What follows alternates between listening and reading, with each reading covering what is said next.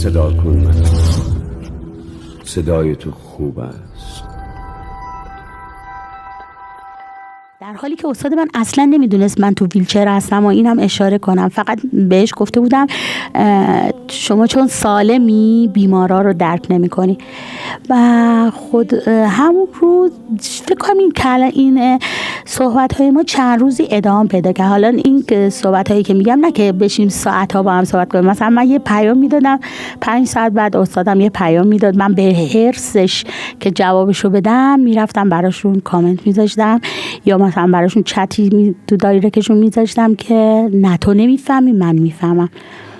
و استادم نمیدونم واقعا خدا صدامو شنیده بود، چون من تسلیم خدا شده بودم. واقعا من تسلیم خدا شدم، گفتم خدایا من دیگه خسته شدم، من دیگه نمیتونم ادامه بدم، خودمو میسپارم به دست تو. واقعا این کارو کرده بودم با تمام خشمی که خدا داشتم، ولی تسلیمم شده بودم، چون گفتم دیگه هیچ کسی تو این دنیا نیست به من کمک کنه، هیچ کسی نیست به من پناه بده. و این صحبت هم با استاد شروع شد و استاد دقیقاً میدونست که داره با چه کسی صحبت میکنه. انگار خب ببینید وقتی آدم بخواد وارد یه مسیر باشه، این الهامات دو طرف است. خداوند بخواد یه مسیر رو باز کنه برای انسان ها، دستان خودشو میفرسته و این دست ما نیست. اون استاد من همون دست خداوندی بود برام.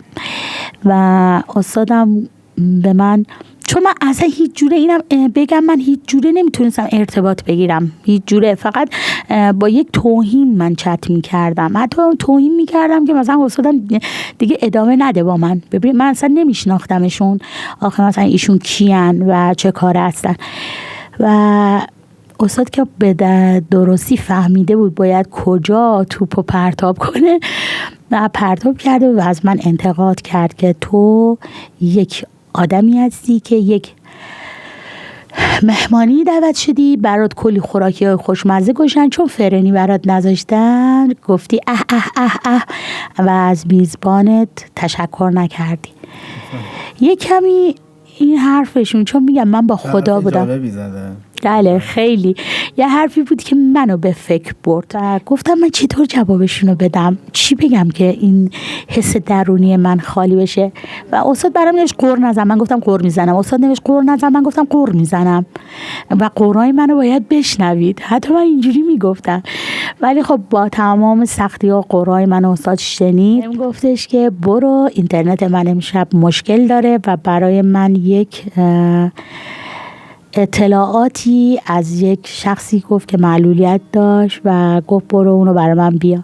و من به خاطر که ثابت کنم، چون استاد به من گفت بی ارزه و زمانی که به من گفت بی ارزه یعنی من کسی به این حرف رو بزنه باید تا آخرش برم ثابت کنم. من کلا انسان اثباتگری هستم و من براشون فرستادم گزارشو، ولی دیگه نمیتونستم باشون صحبت کنم. گفتم شما از من یه کاری خواستید و اینم عرضه من، ولی استاد گفت میخوای یه چیزی رو بگی و به من نمیگی. من با یک آهنگی که فرستادم برای استاد کل زندگی من خوند و این ارتباط آروم آروم شکل گرفت و همون روزهای اول ما خودشناسی رو با من استاد شروع کرد.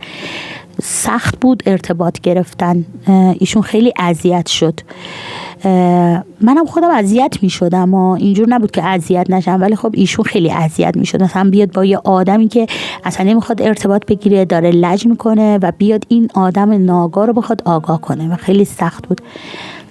ولی همون روزهای اول با تمام سختی یه شیرینی هایی برام داشت، چون من از استاد یه قولی گرفتم و استاد گفت قول میدم سر این قول باقی بمونم و من شروع کردم به صحبت کردن هام و شروع کردیم بالاخره به خودشناسی و استاد هر روز یک زمان بیشتر از روز بعد در کنارم بود و فقط در مورد خدا، از آفرینش، از آگاهی، از ذهن، از قدرتش برام صحبت میکرد.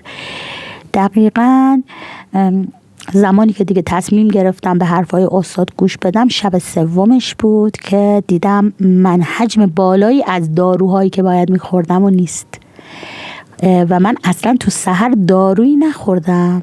خیلی برام تعجب بود داشت و سریع پیام دادم استاد ببخشید من نخوردم داروهامو.